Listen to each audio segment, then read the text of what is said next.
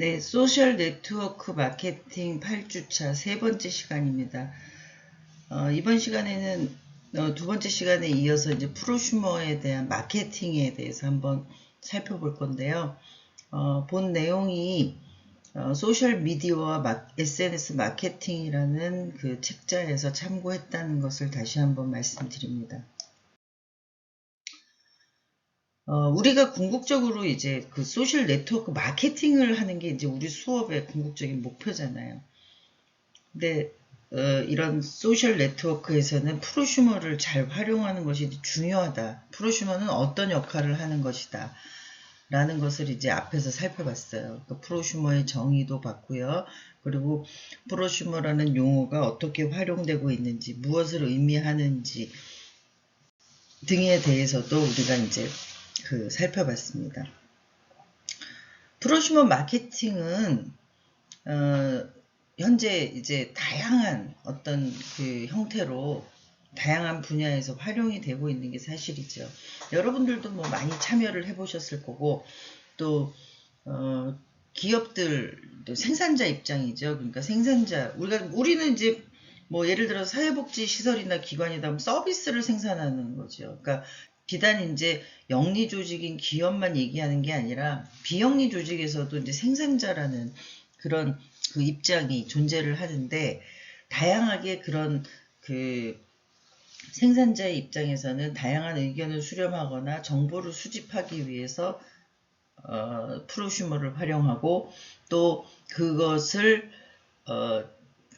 현대 그 IT 시대에 걸맞게 디지털 시대에 걸맞게 소셜 미디어라는 매체를 활용해서 더욱더 이제 그 왕성하게 정보를 받아들이고 또 그 의견을 수렴하는 과정을 거친다는 것이죠. 그렇다 그러면 프로슈머를 잘 활용하면 마케팅에 도움이 된다라는 것이 이제 프로슈머 마케팅의 가장 기본적인 관점입니다. 어떻게 잘 활용할 것이냐 이런 것들을 이제 말씀을 드리는 것이죠. 소셜 미디어에서 활동하는 프로슈머는 결국에는 제품이나 서비스 생산에 변화를 가져다 줄 수 있다는 기대를 우리는 하고 있습니다. 고객들이 원하는 방향이 무엇인지, 방향성이 무엇인지, 우리가 지금 기획하고 추진하는 그런 방향성이 맞는지에 대한 검증도 하게 되는 것이죠. 그래서 다양한 경로를 통해서 고객들과 소통하는 그런 채널을 갖고 있는 것이 이제 프로슈머 마케팅의 기본적인 어떤 그 입장이다라고 설명을 드릴 수 있겠습니다. 프로슈머의 효과를 잠깐 살펴보면요. 우리가 이제 효과가 있으니까 이걸 하려고 하는 거잖아요. 효과가 어떤 효과가 있는지를 이제 정리를 한 것을 보면요. 먼저 전통적 방식의 제품 개발은 기업에서 새로운 아이디어를 개발해 디자인을 하고 또 프로토타입을 완성한 후에야 비로소 이제 소비자를 대상으로 제품을 테스트하는 어떤 과정을 거치게 되는 것이죠. 전통적인 우리가 필드 테스트 내지는 뭐 혹은 그 고객의 의견을 받아서 단순하게 반영하는 그런 과정의 어떤 소통 방식을 이제 채택을 했다는 것입니다. 물론 이거는 이제 뭐 온오프라인이 다 통용이 되는 것입니다만 기업에서 그러니까 주체적으로 제품을 생산하는 또 서비스를 생산하는 그런 주체적인 입장에서 완성을 한 후에 그 다음에 그거에 대해서 평가를 받는 형식으로 테스트를 한다는 것이에요. 기업에서는 제품을 만들면은요, 일단 우리가 이제 뭐 파일럿 테스트라고도 하고 필드 테스트라고도 하는데 일정한 대상을 중심으로 해서 그 사용에 관련된 거라든가 뭐 이런 그 문제점이 없는지를 제품을 완성하기 전에 이제 거치는 과정들이 있습니다. 물론 서비스도 우리가 이제 그런 과정을 거칠 수 있겠죠. 어떤 게 더 효과적일지. 그러니까 뭐 우리가 그 서비스 대상으로 하는 고객의 A, B, C가 있다 그러면 어떤 게 더 유용하고 어떤 게 더 효과적이고 어떤 게 더 효율적인지 이런 것들의 관점에서 이제 평가를 하잖아요. 그런 것처럼 전통적인 방식에서 프로슈머하고 소통하는 방식은 어느 정도 기본적인 제품이나 서비스가 개발이 된 후에 그 테스트하는 성격을 가진 그런 프로슈머 마케팅이 이제 그 진행이 되었다라는 것. 두 번째는 그렇지만 이런 과정은 혁신적인 아이디어를 그 반영하고 개발하는 데는 한계가 있죠. 그래서 이런 그 소비자들의 혁신적인 아이디어를 반영하는 프로슈머 방식을 이제 채택을 하게 되는데요. 기업에서는 새로운 아이디어를 개발만 하고요. 소비자하고 인터페이스를 통해서 제품을 디자인한다거나 프로토타입을 완성한다거나 또 제품 테스트 과정을 거치는 어떤 다양한 그런 과정으로 피드백을 받아서 완성을 한다 하는 방식으로 이제 발전을 하게 되는 거죠. 근데 우리가 이제 그 전통적 방식에서의 프로슈머하고 소통하는 방식은 그래도 아이디어를 그 주체 측에서 개발을 해서 나머지에 가미되는 어떤 디자인적이라든가 뭐 포장이라든가 테스트라든가 일부 어떤 참여를 통해서 하는 어떤 한계가 있다는 것입니다. 또 전통적인 방식에서 소비자는 제품 테스트 과정에서 많이 관여하게 그 과정 전에는 개입을 하기 어려운 구조를 가지고 있죠. 그런데 반면에 프로슈머 방식은요. 소비자가 제품을 디자인할 수도 있고요. 프로토타입을 완성할 수도 있고요. 또 테스트 과정 등의 전 과정에 관여를 할 수 있도록 개방이 되어 있습니다. 물론 이제 반영을 하느냐 안 하느냐는 주최 측의 선택에 의해서 결정이 되겠지만 어쨌든 그 소비자가 그런 과정에 참여할 수 있는 문을 오픈해 놨다는 것만 가지고도 이런 프로슈머를 활용하는 마케팅에서는 우리가 고객의 니즈를 반영하려는 자세가 되어 있다라는 것을 표명하는 거죠. 우리는 이 제품을 만들면서 이 제품을 사용할 고객과 어느 정도 소통을 거쳐서 또 그 고객의 의견을 반영해서 제품을 개발하겠습니다. 라는 의지를 표명하는 것이죠. 비영리 조직에서도 서비스를 개발할 때 제도나 뭐 서비스를 개발할 때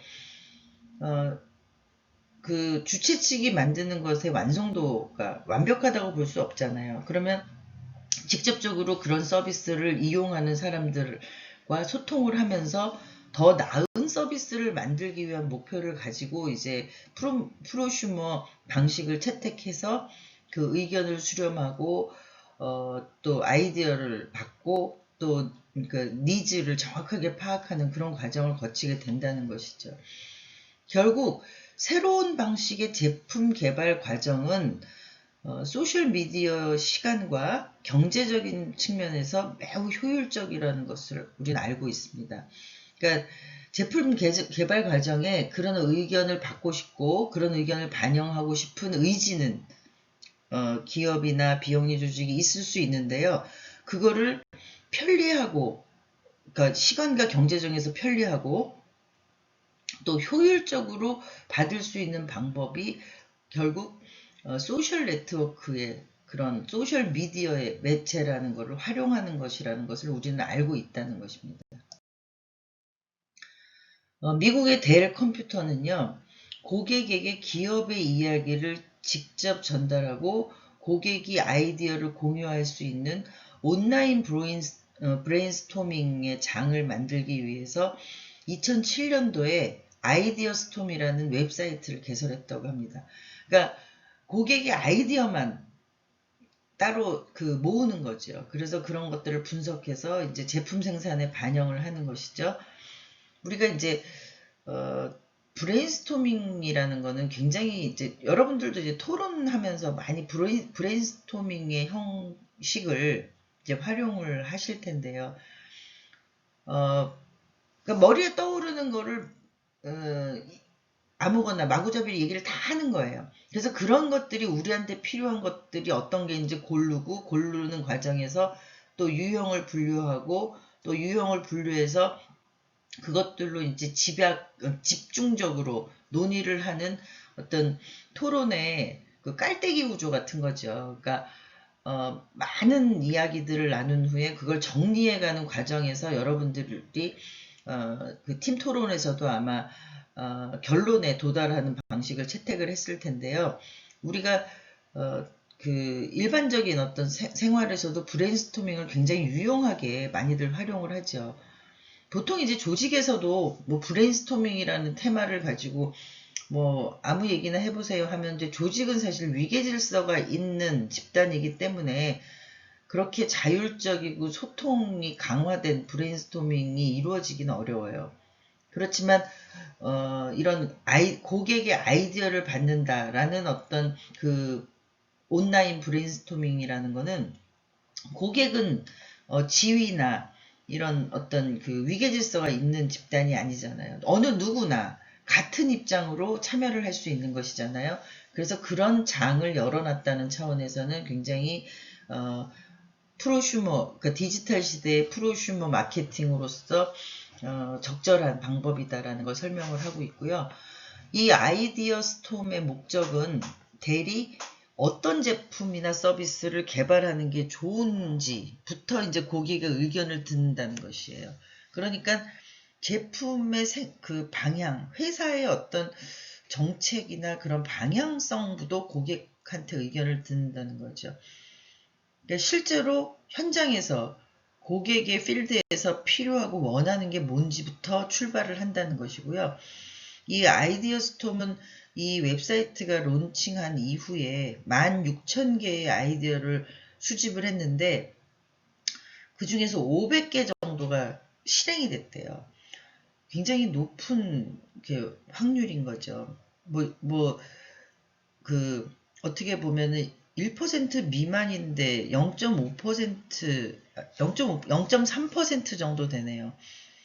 그러니까 0.3%가 아니죠. 3%죠, 3%. 3% 정도가 실행이 되는데 이걸 많다고 할 수 있나라는 생각을 할 수 있는데,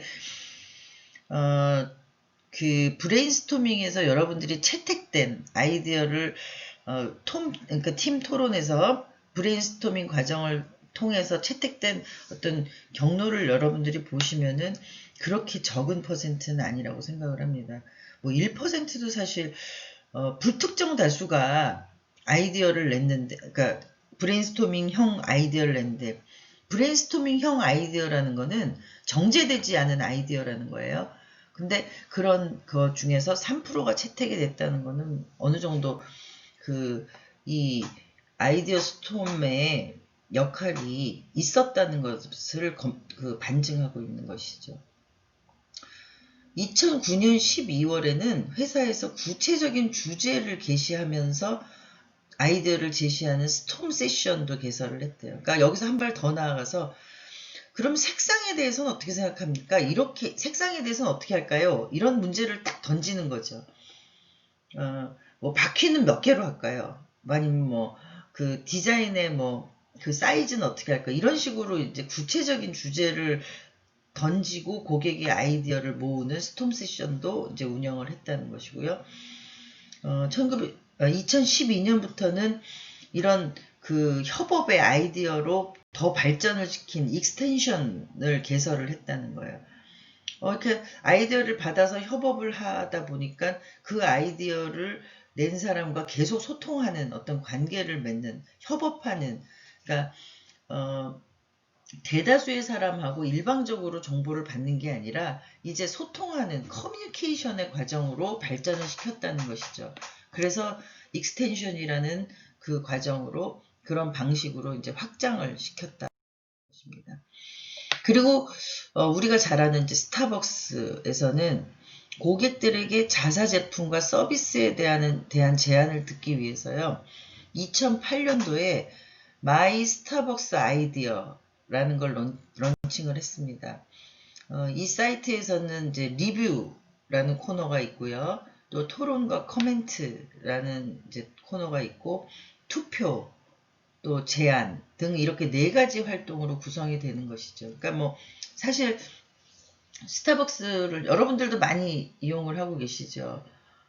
스타벅스에서 지금 여러분 우리가 이제 실행하고 있는 경험하고 있는 예를 들면 별명으로 뭐 주문을 한다거나 또 그 실제로 그 미국에서 이렇게 스타벅스를 가보면 이렇게 컵에다가 이름 뭐 그 별명을 이렇게 적어서 주잖아요. 그러니까 섞이지 않도록.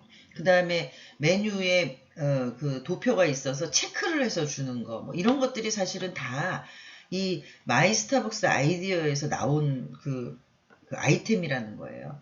그러니까 스타벅스가 갖고 있는 독특한 어떤 그 뭐 다른 어떤 커피 그 프랜차이즈나 커피점하고 다른 방식이 있어요. 이제 그런 것들을 스타벅스만의 어떤 독특한 아이디어, 스타벅스가 개발한 거라기보다는 스타벅스가 소비자하고 소통하면서 프로슈머들과 소통하면서 만든 그런 아이디어들이 많이 있다는 것이에요. 그리고 스타벅스에서는 아이디어 파트너라는 이름으로 또 그 중에서도 40명의 전문가 팀을 구성을 해서 고객의 제안을 집중적으로 다루는 그런 활동들도 하고 있다고 합니다. 그러니까 프로슈머라 하더라도 프로슈머를 어떤 전문성 내지는 또 참여성 이런 걸로 기준으로 해가지고 그룹핑을 한다는 것이죠. 우리한테 더 뭐 많은 아이디어를 줄 수 있는 사람, 더 좋은 아이디어를 줄 수 있는 군, 뭐 이런 부분들을 이제 그룹핑을 했다는 것이고요. 그래서 이제 여기에서 나온 그 고객 제안으로 실행된 그 사례를 보면요. 일단 안드로이드 앱이 있었고요. 또 목적지를 테마로 한 스타벅스 카드가 있었고요. 또 프라푸치노 해피 아워라는 그 제도를 도입한 게 있었고요. 또 골드카드 회원 대상의 무료 커피라든가 또 스타벅스 귀빈 카드라든가 이런 것들을 개발하는 데에 프로슈머의 제안이 실용적으로 사용이 됐다라는 것을 설명하고 있습니다. 우리나라의 대표적인 프로슈머 마케팅 사례로 이제 여기서는 LG전자의 초콜릿폰 사례를 들고 있습니다. 이 책에서는 아마 여러분들은 이 초콜릿폰을 사용해본 사람들이 그렇게 많지는 않을 것 같은데요. 초콜릿처럼 생겼어요. 그런데 일단 글씨가 크고 그래서 이제 뭐 그 어르신용으로 처음에는 뭐 그 활용이 되기도 했고요. 그러니까 왜 우리가 판 초콜릿 있잖아요. 그런 것처럼 이렇게 딱 자판을 구성을 해서 초콜릿폰이라는 이름을 가졌는데 이게 이제 그 프로슈머의 아이디어를 반영한 그런 제품이다라는 걸로 이제 프로슈머 마케팅 사례로 이제 설명을 하고 있습니다. LG전자가 2005년도에 모바일 커뮤니티 세티즌이라는 그 모바일 커뮤니티를 운영을 했는데요. 거기 회원 중에서 얼리 어댑터죠. 그러니까 50명을 선발을 했어요. 그래서 제품 기획 단계부터 소비자의 의견을 수렴하는 사이언 프로슈머 프로젝트를 진행을 했는데 여기서 무려 8,000건의 아이디어를 제안을 받았다고 합니다. 그러니까 우리가 보통 여러분들 중에도 얼리 어댑터 있으실 거예요. 그러니까 어떤 분야의 신제품이 나오면 제일 먼저 사용해보는 뭐 특히 이제 뭐 휴대폰도 그렇고 뭐 어떤 그런 기기들 요즘에는 그 드론에 대한 어떤 그런 얼리 어댑터 층들이 굉장히 많아졌다고 그러더라고요. 그 드론이라는 게 또 이제 우리 산업에서 우리 사회에서 필수 불가결한 어떤 그 기능으로 되다 보니까 그런 거에 대한 얼리 어댑터 모임도 이제 생겼다고 하던데 마찬가지로 이제 초창기에 모바일 커뮤니티 얼리 어댑터 모임에서 이제 이런 의견들을 수렴하는 그런 코너를 운영을 하게 된 것이죠. 보통 얼리 어댑터들은 새로운 제품이 나오면 새벽부터 가서 줄 서서 사고 그러잖아요. 그러니까 내가 제일 먼저 써봐야 된다. 내가 이 분야, 이 제품 분야에 있어서는 기능이나 어떤 고객들이 원하는 방향의 아이디어를 많이 갖고 있다. 이런 어떤 자신감도 있는 거고요. 근데 이제 얼리 어댑터가 되려면 어쨌든 비용이 좀 많이 든다는 단점이 있죠.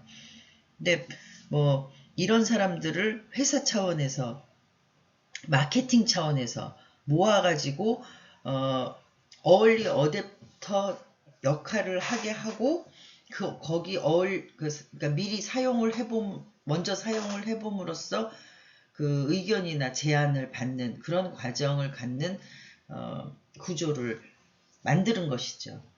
그래서 여기서도 뭐 8,000건이 나왔다. 그러면은 적어도 아까 뭐 3%다. 1%만 해도 사실 80건이 되는 거잖아요. 한 제품에 80건의 아이디어를 가미한다면은 어떤 정말 고객이 원하는 방향으로 잘 가고 있다라고 해도 과언이 아닐 정도로 이제 제품 생산에 어떤 뭐 고객이 의견을 제시할 수 있는 기회를 줬다. 이렇게 평가를 할 수 있거든요.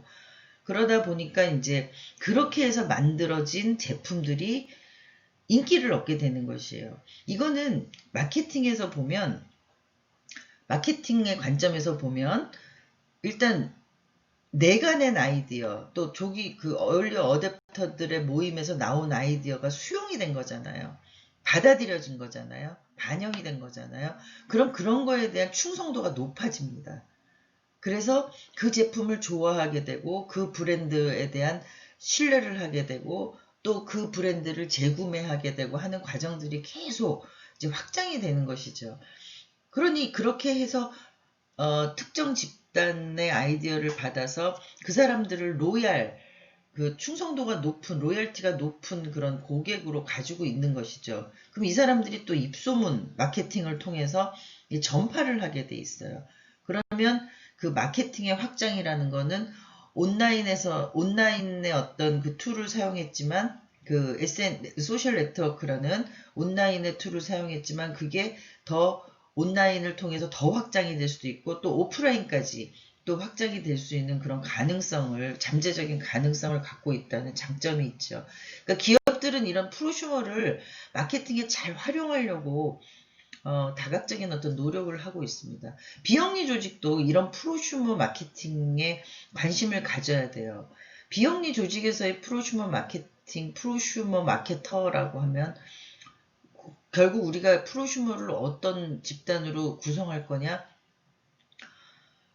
뭐 비영리 조직에서 뭐 이사회나 무슨 운영위원회나 이런 것들이 있지만 기본적인 프로슈머라고 할 수 있지만 그런 회의체들은 사실 기관을 관리 감독하는 기능들이 더 높기 때문에 직접 사용하거나 하는 고객하고는 조금 거리가 있다고 볼 수 있죠. 그래서 직접 그 비영리 조직이 제공하는 서비스나 어떤 생산하는 그런 제품들을 활용할 수 있는 고객들과의 접점을 만드는 그런 프로슈머 마케팅이 그 비영리 조직에서도 좀 필요하다라는 차원으로 이제 이 국내외 프로슈머 마케팅의 성공 사례를 설명을 드렸습니다. 여러분들도 앞으로는 무슨 제품을 사용하면서 이런 프로슈머 마케팅을 하는 기업들을 많이 만나게 되실 거예요. 그럼 적극적으로 참여를 해보시면서 그거를 비영리 조직에 이식하는 그런 아이디어로 발전시킨다 그러면 우리가 생각하는 어떤 영리 조직에서의 마케팅 기법이라는 게 비영리에서 전혀 활용이 안 되는 게 아니죠. 활용할 수 있는 거죠. 더군다나 이 소셜 네트워크 마케팅은요, 비영리 조직에서 더 활발하게 활용할 수 있는 그런 강점이 있습니다. 왜냐하면 비용이 안 들기 때문에. 그리고 어느 개인한테도 즉각적으로 접근을 할 수 있기 때문에, 접근이 용이하기 때문에. 그래서 이런 방법들을 활용하는데 더 많은 아이디어를 개발을 하겠습니다. 또 아모레 퍼시픽이 서울과 수도권에 거주하는 20대에서 40대 여성들 대상으로 해서 이제 프로슈머 블로그 기자단을 모집해서 운영을 하고 있다고 합니다. 여기서도 이제 컨셉부터, 제품 컨셉부터 신제품 아이디어, 디자인, 품평, 또 홍보 모든 분야에 참여를 할 수 있도록 이제 그런 그 프로슈머 블로그 기자단을 운영을 하고 있고요. 현재는 한 300명 정도가 활동을 하고 있다고 하고요. 한국에 거주하고 있는 중국 고객들을 대상으로도 한대요. 왜 그러겠어요? 아모레퍼시픽이 짧은 시간에 그 굉장히 성장을 한 기업이에요. 국내에서만 화장품을 파는 거 가지고 성장을 한 게 아니라 우리가 중국 그 관광객이 오고 중국하고 이제 무역을 하면서 중국의 그 여성들의 그 화장품에 대한 미용에 대한 요구가 굉장히 높아졌잖아요. 그러면서 이제 아모레퍼시픽이 짧은 시간에 급성장을 한 기업으로 이제 확장을 했는데 거기에도 중국 사람들을 대상으로 한 프로슈머를 또 운영을 해서 중국 수출 상품을 별도로 개발하고 또 평가를 했다. 이런 방식의 프로슈머 마케팅 활동을 하고 있다는 것이죠. 이제 그 밖에도 뭐 소비자 커뮤니티 이런 거는 많은 기업들이 하고 있죠. 우리도 뭐 고객의 소리, 고객의 제안 이런 것들을 하고 있죠. 그런데 그런 게 받는 것만 중요한 게 아니라 어떻게 활용하고 어떻게 리뷰하고 어떻게 반영하느냐 이런 과정도 그 아이디어를 준 프로슈머들하고 소통하면서 진행이 돼야지만 이 효과가 있다는 거예요. 내가 아이디어를 냈는데 그 아이디어가 반영이 됐는지 안 됐는지를 피드백을 해주지 않으면 그 사람이 아이디어를 낸 어떤 노력에 대한 그런 것들이 이제 없어지는 거잖아요. 그래서 그런 것들을 높이 평가해주고 우리 기관은 우리 기업은 당신의 이런 아이디어를 받아들여서 이렇게 더 좋은 제품, 더 좋은 서비스를 만들게 됐습니다라는 것을 알 수 있도록 그런 경로를 만들어 놓는 것도 중요한 것입니다. 프로슈머 마케팅의 성공 요인은요.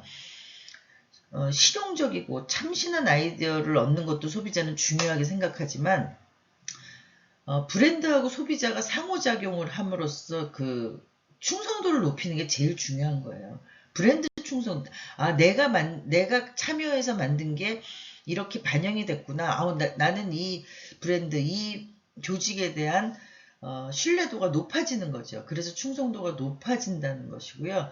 또 이런 프로슈머 마케팅을 실시를 하면서 반드시 좋은 아이디어가 나올 것이다. 또 좋은 아이디어가 있어야 된다. 이런 강박관념은 갖지 않는 것이 좋겠다는 거를 설명을 하고 있고요.